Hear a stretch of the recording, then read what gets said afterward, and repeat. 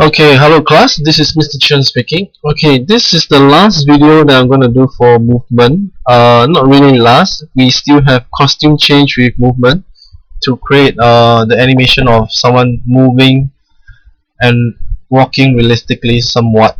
Okay, but in this video, I want to cover the last thing that I need to cover for motion, and that would be go to.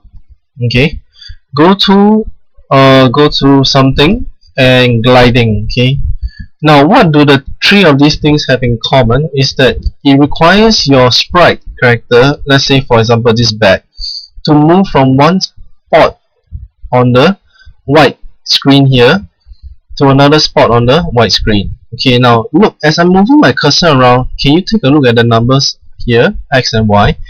You will notice that the numbers for x and y are constantly changing because of my cursor. Okay, wherever my cursor is, there is a certain value of x and y. Okay, for now I move my cursor to the center of the screen and I'm going to stop there. Okay, so look at the value of x and y is 6 and x is 6, y is 2.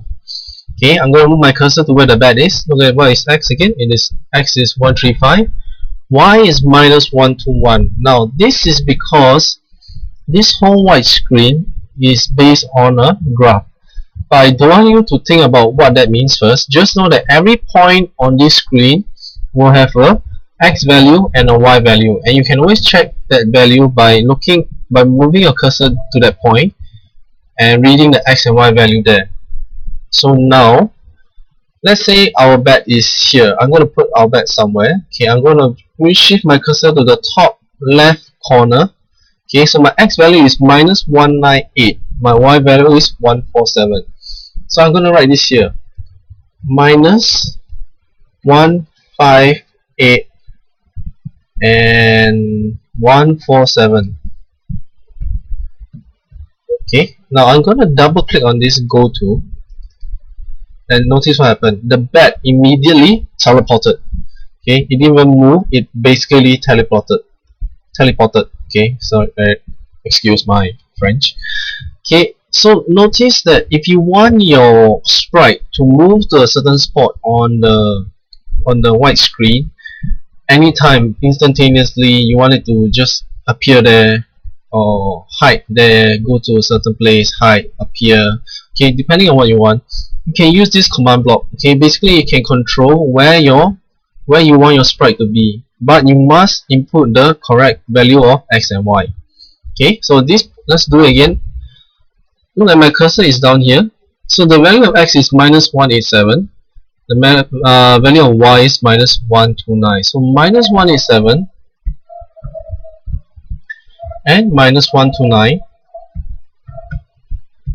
Okay, I'm going to double click again, and there, voila. Okay, so very simple. If you want your sprite to teleport, okay, this is what you do. Okay, now second command block, what does this do? Okay, now if I were to put in another sprite, let's say I put in a buffalo, and I'm going to put this guy here and this guy here. Okay, now when I click on this thing here, you notice it says go to mouse pointer or sprite 2. I don't want it to go to my mouse pointer, okay, because when you play your animation, your mouse pointer shouldn't affect your animation. But I want it to go to sprite 2, which is the buffalo. So I'm going to double click this and look at it. Okay, it went straight to the buffalo. Okay, I'm going to do it again. See? Okay, so you use this block when you want one sprite to go and join another sprite. Okay, but take note that when it does that, it's not going to move there, it's going to basically teleport there, and depends up to you on how you design your story or your animation. Okay, so this is what this command block does. The last one is actually the same as this block, except that instead of teleporting, it will now slowly fly there, or as they say, glide. Okay, so I'm going to put my bat here. My water buffalo is at x is minus 152, y is 97. So x is minus 152 and y is 97. Okay, now look what happens. Okay, it's flying there. Basically, it's actually slowly moving to that spot where our water buffalo is. Okay, now it's not moving towards the water buffalo. It's not the same as the other one go to. Okay, it's going towards this coordinate because this is the x and y value that we put. Okay, let's say we change the x and y value to -192, -192, and -147 or 141. Okay, now I'm going to double click this again. See what happens. The bat glides to that spot within 1 second. So you can actually control the time that you want the bat to move over. Let's say I put 6 seconds and I double click again. See, now it's moving very slowly. Okay, so you have some choices in how you want to use these command blocks.